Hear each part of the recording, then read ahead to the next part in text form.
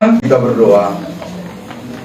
Ya Tuhan, bukalah pikiran kami dan terangilah dengan Roh Kudus, agar kami dapat mengerti kehendak-Mu melalui firman yang akan kami baca dan dengarkan. Amin.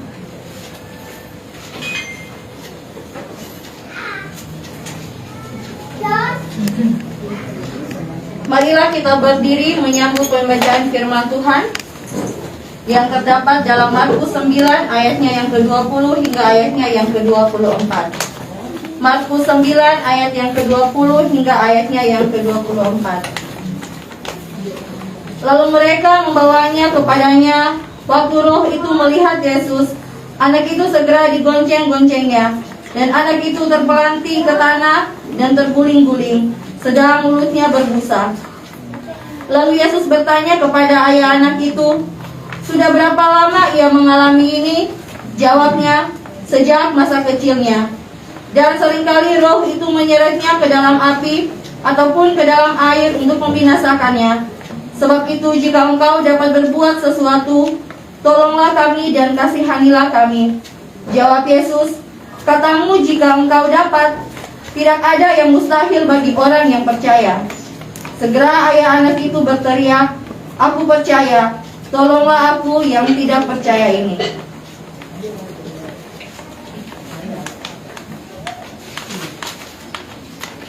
Yesus berkata, "Yang berbahagia ialah mereka yang mendengarkan firman Allah dan yang memeliharanya." Haleluya. Haleluya. Haleluya. Haleluya. Silakan duduk kembali. Saya menyapa kita semua di ruangan ibadah ini maupun yang mengikuti live streaming kita. Shalom. Shalom. Maroso. Maroso. Saudara-saudara, ada satu anak, dia ingin sekali nonton konser. Ada seorang musisi yang terkenal datang ke kotanya, dan anak itu rupanya fans sama dia, dan dia bilang ke bapaknya untuk mengikuti konser itu. Akhirnya bapaknya membelikan tiket, dan tibalah harinya, lalu kemudian mereka pergi menonton konser itu. Nah, ketika sudah masuk dalam ruangan dan mulai persiapan untuk konser, ayahnya fokus ke depan. Dia tidak perhatikan anaknya yang masih kecil itu. Ternyata dia menoleh ke sampingnya, sudah nggak ada anak itu. Lalu kemudian dia lihat, baru dia sadar anak itu kayak El dulu ya, kayak El umur 2-3 tahun dulu ya, yang suka jalan-jalan ke depan. Kan dia nggak ngerti apa-apa kan, ke mimbar, lalu dia memperhatikan kita. Dan seperti itulah anak itu, bapaknya baru sadar, iya, dia udah naik ke tangga tribun, ke tangga podium. Tetapi ketika dia mau ngejar, anak itu sudah menghampiri piano. Nah, karena rupanya dari tadi anak itu memperhatikan piano, barangkali juga dia pernah nonton musisi tersebut main musik, dia langsung duduk di piano itu dan menekan tutsnya. Mulai dia tekan tutsnya, tun tan, ya namanya dia nggak ngerti apa-apa, tun tan tun tan tun tan tun tan tun tan, begitu ya. Lalu musisi itu datang karena dia penasaran siapa yang mainkan pianonya. Oh, anak kecil. Lalu dia duduk di samping anak itu, ada piano yang kedua, dia langsung mengikuti anak itu. Anak itu tulis teng, dia langsung ambil akord berikutnya, tren. Anak itu teng, dia tren. Anak bilang tun dan tun, dia tren. Sehingga jadi bunyi musik yang luar biasa. Jadi ini musisi ini ikutin terus anak itu, bagaimana dia ketuk not, dia imbangi supaya akordnya serasi. Sampai kemudian selesai anak itu nekan tus, dia puas, dia keluar dari situ, dia kemudian turun. Orang kemudian tepuk tangan, karena apa? Merasa ini anak jago sekali, hebat main musiknya. Padahal dia nggak ngerti apa-apa. Yang sungguh sangat hebat itu adalah si musisi yang mengerti anak itu. Dia bilang, ini anak punya bakat, saya imbangi dia.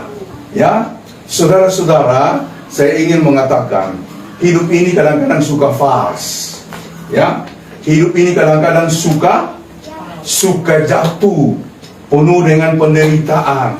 Tapi ada musisi besar. Siapa musisi besar kita? Siapa musisi besar kita? Yang akan mengimbangi kita untuk melakukan apa yang kurang dalam diri kita, yang akan mengimbangi kita untuk kemudian melakukan pekerjaan-pekerjaan.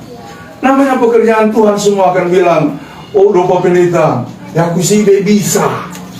Aduh Pak Pendeta, saya ini tidak bisa. Semua kan kita bilang begitu toh. Tetapi kalau Tuhan sudah pakai, Dia tidak akan membiarkan kita dalam segala kekurangan dan kelemahan. Ada amin. Jadi jangan ragu-ragu melayani, Tuhan pimpin kita, ya kan? Saya juga bukan orang pintar, orang bodoh. Lalu kemudian apalagi memail, ya. Kalau pertama-pertama dulu dia sangat sangat grogi untuk melakukan tugas, tapi Tuhan pakai. Siapa di sini yang bilang sempurna? Tidak ada. Semua kita penuh dengan kekurangan, tapi manakala kita mengerjakan pelayanan Tuhan, Tuhan akan mengimbangi kita. Dia akan menjadi musisi terhebat kita, yang akan membuat kita menjadi sama besarnya dengan musisi-musisi yang lain. Padahal kita nggak ada apa-apa, karena Tuhan menyertai kita. Begitu juga, ya kan? Puji Tuhan ya, kita jumpa dengan Engkai di sini toh, Bapak Yanti, yang selalu kita doakan, Bapak Martin Luther Tanamo. Ya, sudah ada seperti ini. Orang lain kalau udah stroke, itu bulanan bahkan tahunan baru bisa keluar. Ini baru cuma berapa hari di rumah sakit? 4 hari, ya kan? Waktu saya pergi dulu, Engkai tidak kenal ya? Iya, cuma Engkai bilang, langena ada yang tadi datang. Baru dibilang itu Pak Pendeta, sekarang baru sadar. Ya toh? Lalu di sini teman-teman pelayan sudah mengunjungi lalu toh, ya kan? Nah, saudara Jimmy juga luar biasa ya. Tadi kita doakan masih di rumah sakit Fatmawati. Ternyata sudah di rumah. Maju terus ya. Asal kita melakukan pekerjaan Tuhan, Tuhan akan memulihkan semua hal. Yang penting kita fokus. Karena hari ini kita tema khotbahnya iman itu bertumbuh. Bukan cuma iman itu bertumbuh, iman itu menumbuhkan dan memulihkan kita yang kemudian hidup di dalam iman itu. Jadi tidak usah khawatir ya. Saya sangat bersyukur, yakin ya. Cuma gini, orang-orang yang datang kepada Yesus ketika melihat ada orang yang buta, lalu kemudian mereka bertanya, Guru, siapakah yang berdosa? Orang tuanya atau anak ini? Yesus bilang, bukan orang tuanya, bukan anak ini, bukan siapa-siapa. Dia begini supaya kuasa Allah makin dinyatakan. Amin. Ya, jadi Engkai dengan Jimmy begini, bukan supaya Engkai dengan Jimmy menderita, tidak. Semua kita pernah mengalami sakit. Tetapi yang mau Tuhan tunjukkan adalah bahwa Dia berkuasa dalam hidup kita. Karena itu, pegang terus keyakinan ini, sebab iman itu kalau dalam bahasa dalam bahasa Ibraninya hememe, ya. Kalau di dalam bahasa Yunaninya pisto, artinya orang yang berpegang kuat, sungguh-sungguh kuat pegangannya, dan itu akan memungkinkan dia mengalami kuasa Allah yang hebat. Jadi bangun pagi berdoa, iya toh, bangun pagi bersyukur. Kalau perlu baca firman terus menerus. Ada orang yang bilang, Pak Pendeta, saya ini jarang baca Alkitab, tapi waktu saya sakit saya bawa Alkitab, ya kan? Tidur dengan Alkitab, ya kan? Bahkan dia bilang, saya hatam, saya baca Alkitab waktu dia sakit. Oh, berarti memang Tuhan mau waktu sakit baca Alkitab, karena waktu sehat tidak baca Alkitab, ya. Tapi itu bagus menurut saya. Dalam kondisi seperti itu justru dia memanfaatkan saat dia lemah untuk melakukan yang paling tepat dalam hidup ini. Yang paling tepat dalam hidup ini yaitu merenungkan firman Tuhan, ya.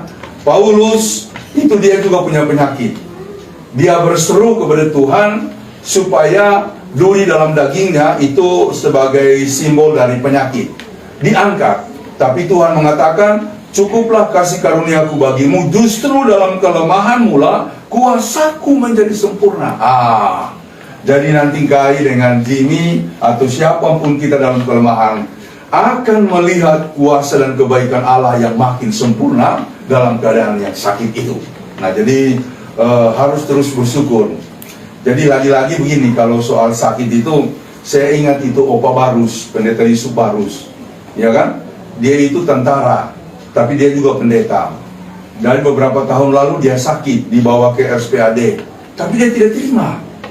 Kenapa? Karena dia olahraga tiap hari. Dia bilang, sehat nggak saya?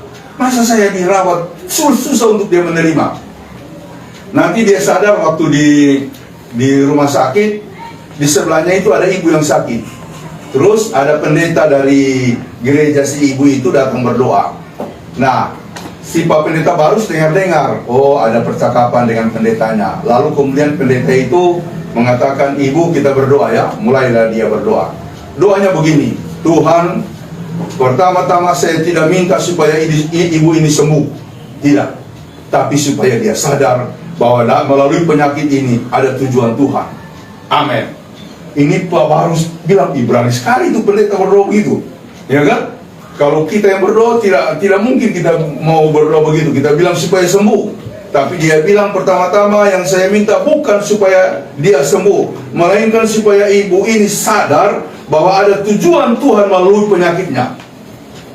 Ketika selesai berdoa, si Pak Barus sadar.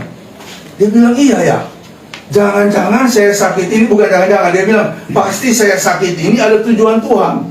Jadi dia yang sadar. Itu ibu mungkin tidak sadar, tapi Pak Barus di sebelah kamar itu sadar. Sampai hari ini dia bilang, pasti kalau kita sakit ada tujuan daripada Tuhan. Untuk apa? Untuk menyatakan kasih dan kebenarannya. Jadi begitu. Oleh karenanya, hal-hal berikut ini saya mau jelaskan. Mari kita pegang teguh iman kita. Sebab iman kita itu adalah sumber kekuatan, tiang penopang. Karena sumber dan tiang penopang dari iman kita adalah Yesus Kristus sendiri. Jadi dia mengatakan, percayalah. Jadi waktu dia kemudian melakukan penyembuhan-penyembuhan, selalu dia katakan begini, imanmu menyembuhkanmu. Dengan kata-kata itu toh, imanmu telah menyembuhkanmu. Kalau ada yang kurang percaya, dia bilang, Kak, kenapa kamu kurang percaya? Ya kan? Jika kamu sungguh-sungguh percaya, kamu bukan saja dapat melakukan yang aku lakukan hari ini, tapi lebih daripada itu. Kamu juga akan mendapatkan kuasa, bisa melakukan hal yang lebih daripada itu. Makanya saya percaya begini, gereja bisa melakukan hal-hal besar, lebih besar dari apa yang pernah Yesus lakukan dulu. Karena apa? Gereja itu adalah gereja Tuhan. Di dalamnya Tuhan menyertai dan bahkan memberi kuasa.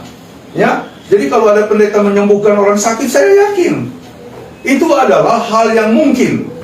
Ya, asal jangan pakai opo-opo begitu ya. Karena di Palu dulu ada satu penatua, dia belajar tapak suci. Tahu tapak suci? Karena apa? Sila toh. Dia belajar ilmu apa? Ilmu dalam. Apa namanya kalau di sini ilmu dalam? Ilmu hitam. Hah? Ilmu hitam. Ya ilmu hitam lah, tapi namanya ilmu dalam, tenaga dalam. Kanuragan. Hah? Kanuragan. Kanuragan. Popel kayaknya punya itu.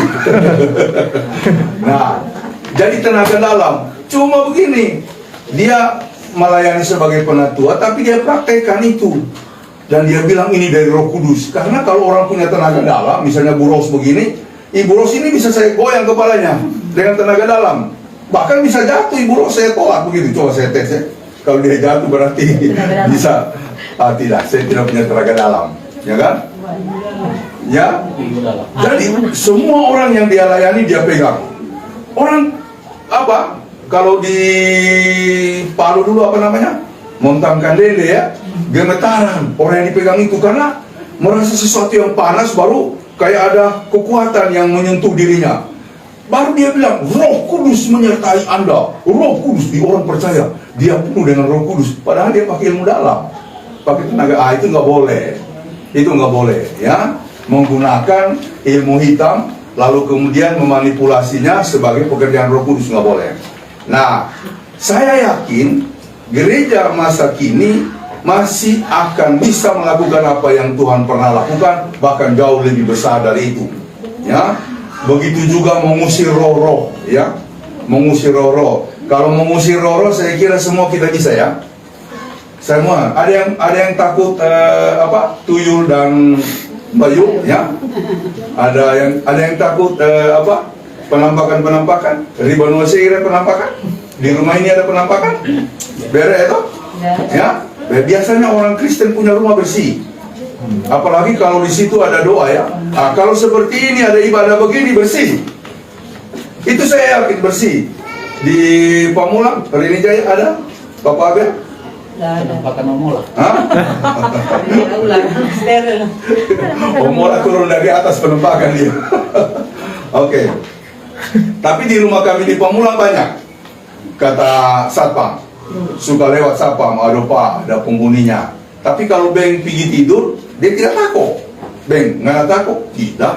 Tidak dengar? Tidak. Memang dari dulu Beng itu tidak takut apa-apa, ya kan?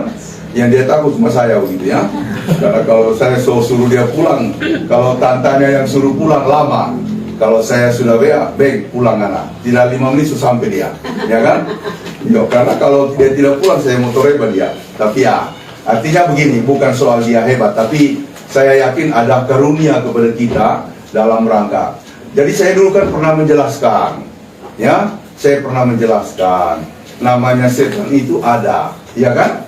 Setan itu ada. Tetapi begini, dulu kami punya pemuda tapi yang di Celeduk, kami bawa dulu ada kebaktian di GBI. Kebetulan pendetanya itu pendeta yang ahli okultisme. Okultisme ini ahli mengusir setan. Jadi dia menjelaskan begini, setan itu jenderalnya itu Lucifer, tahu toh? Ya, jenderalnya Lucifer. Di bawahnya Lucifer itu ada semacam rajanya. Di bawah raja yang mengatur, bahkan dia menjelaskan pekerja organisasi setan itu luas sekali. Ya, ada yang hubungannya dengan wudu di mana? Di mana itu wudu? Popeye? Ya, yang ilmu-ilmu hitam wudu itu di mana Popeye? Ya, Afrika. Di Afrika. Ada lagi yang hubungannya dengan Mesir. Jimmy mau di kamar? Oke, ya, iya baring-baring, ya. Ada yang hubungannya dengan Mesir dan lain-lain sebagainya. Nah, di bawah yang raja ini ada panglima. Di bawah panglima ada lagi kayak apa namanya kalau di Kodim itu, ya, kayak kuramilnya begitu, polsek, kayak dan ramil.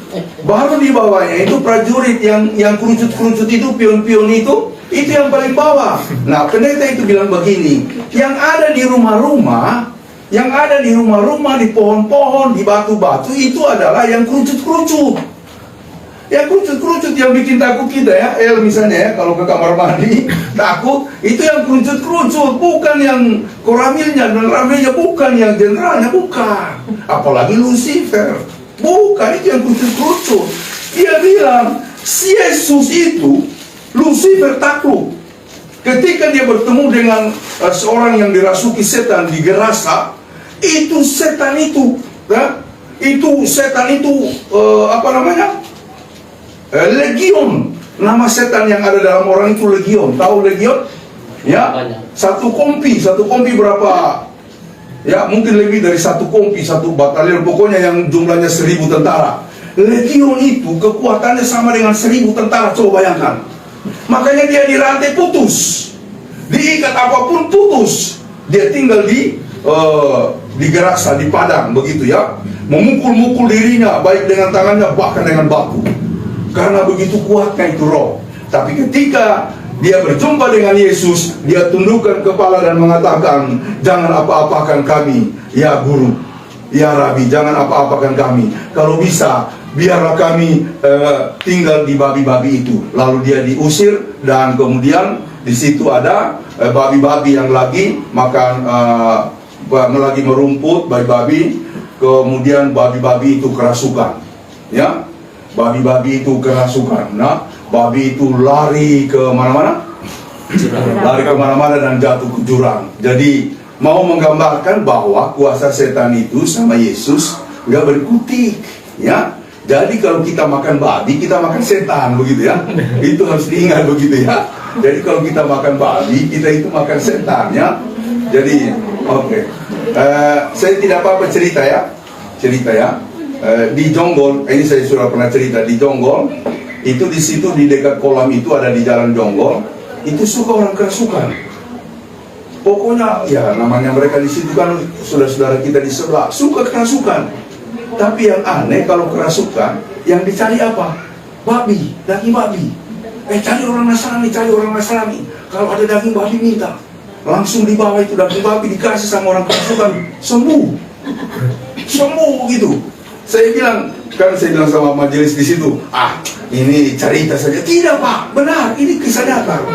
Jadi sampai hari ini kalau di situ ada kerasukan, itu dicarinya daging babi, ya dikasih daging babi sehat.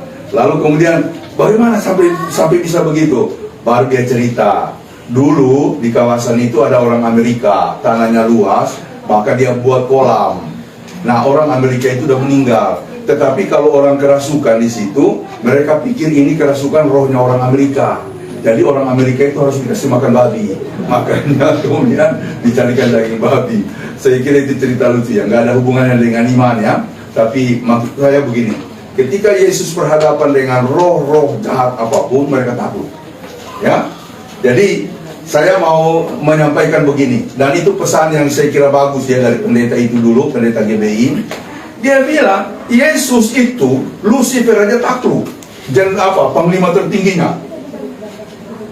Kalau kita disebut anak-anak Allah, anak-anak Yesus, Lucifer juga takut. Mengapa kita harus takut? Takut kepada yang prajurit-prajurit. Jadi mulai besok Indah jangan takut lagi ya, kalau jalan malam-malam ya. Tapi jangan karena dibilang begini pulang malam terus, mama yang pusing gitu ya. Yang jadi Lucifer bukan Lucifer, mama jadi Lucifer ya. Pulang apalagi kalau pulang pagi.